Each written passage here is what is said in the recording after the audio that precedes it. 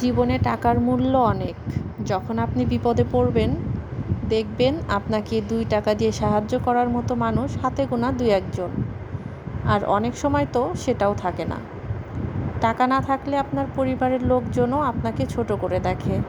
অথচ সেই আপনার পরিবারের লোকজনই তখন আপনাকে মাথায় করে রাখবে যখন আপনার পকেটে অনেক টাকা থাকবে। তো আমার মনে হয় প্রত্যেকটা মানুষেরই পরিশ্রমী হওয়া উচিত। যার যার অবস্থান থেকে তার কিছু না কিছু করা উচিত, যাতে অন্তত পক্ষে কারো কাছে হাত পাততে না হয়, অথবা নিজেরা স্বাবলম্বীভাবে ভালোভাবে চলতে পারে। সবাইকে যতদিন মন মতো করে দিতে পারবেন, তাদের প্রয়োজনগুলো পূরণ করতে পারবেন, ততদিনই আপনি তাদের কাছে ভালো থাকবেন।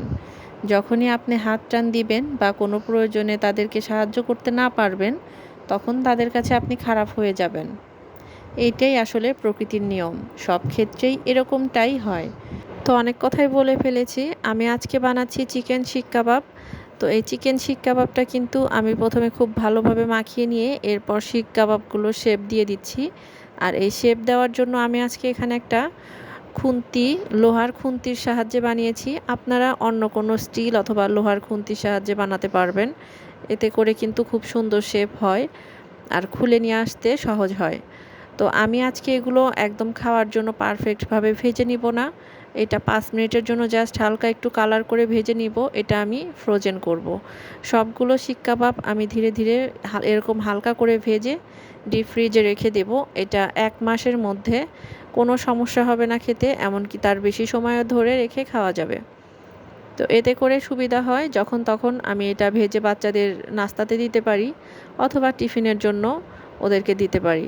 আর শিক কাবাব আরও ভালো লাগে এটা যদি একটু স্মোকি ফ্লেভার করা যায়। তো যদি আপনাদের হাতের কাছে কয়লা থাকে, তো কয়লাটা হচ্ছে একটু আগুনে পুড়িয়ে শিক কাবাবগুলো ভাজা হলে তার মাঝখানে একটা ছোট বাটি বসাবেন। তার মধ্যে কয়লাটা দিয়ে একটু ঘি অথবা সরিষার তেল দিয়ে ঢেকে দিবেন। যে ধোঁয়াটা হবে, ওই ধোঁয়াটায় একটা স্মোকি ফ্লেভার এনে দিবে এই শিক কাবাবগুলোর ভিতরে। তো আমি আজকে যেভাবে বললাম যে আমি আজকে এটা খাওয়ার জন্য পুরোপুরি ভেজে নিব না, এটা যখন ডিপ থেকে বের করব তখন এটা ভালোভাবে ডিপ ফ্রাই করে তারপরে এটা খাওয়া হবে। তো এরকম একটা এয়ারটাইট বাটি নিব, আর সেটার মধ্যে সবগুলো শিক কাবাব রেখে দিচ্ছি। শিক কাবাবগুলো কিন্তু আমি ঠান্ডা করে নিয়েছি ভেজে নেওয়ার পর।